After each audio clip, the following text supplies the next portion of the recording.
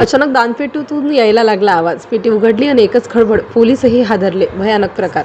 मँचेस्टरमधील एक साधं शांत दिसणारं शॉपिंग सेंटर. रोजसारखीच गर्दी, लोकांची वर्दळ, खरेदीची लगबग. पण त्या दिवशी काहीतरी वेगळं घडणार होतं, जे कोणाच्याही कल्पनेपलीकडचं होतं.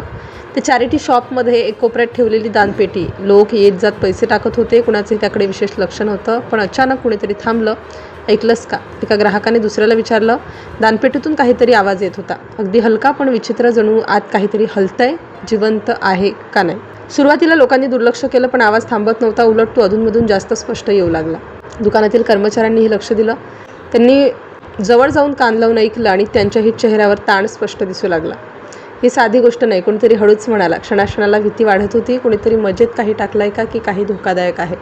लोक हळूहळू मागे सरकू लागले. कुणी मोबाईल काढून व्हिडिओ करू लागलं. कुणी बाहेर धाव घेतली आणि शेवटी निर्णय झाला. पोलिसांना फोन करण्यात आला. काही मिनिटातच परिसरात पोलीस गाड्यांचा सायरन घुमू लागला. वातावरण अचानक तणावपूर्ण झालं. पोलीस आले. त्यांनी दुकान बंद केलं. लोकांना बाहेर काढायला सुरुवात केली. दानपेटीकडे कुणालाही जाऊ दिलं जात नव्हतं. जणू ती एखादी धोकादायक वस्तू होती. आवाज अजूनही येत होता. आता सगळ्यांचं लक्ष फक्त त्या पेटीकडे होतं. शॉपिंग सेंटरमध्ये अफवा पसरायला सुरुवात झाली. बॉम्ब असेल कदाचित, कुणीतरी म्हणालं.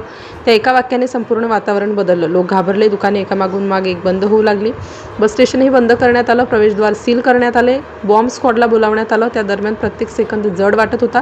काय होईल याचा अंदाज कुणालाही नव्हता. बॉम्ब स्क्वॉडचे अधिकारी आले. त्यांनी अत्यंत काळजीपूर्वक परिस्थितीचा अंदाज घेतला. सगळ्यांना सुरक्षित अंतरावर ठेवण्यात आलं. दानपेटीभोवती सुरक्षा घेरा तयार झाला. आता फक्त एकच प्रश्न, आत नेमकं काय आहे.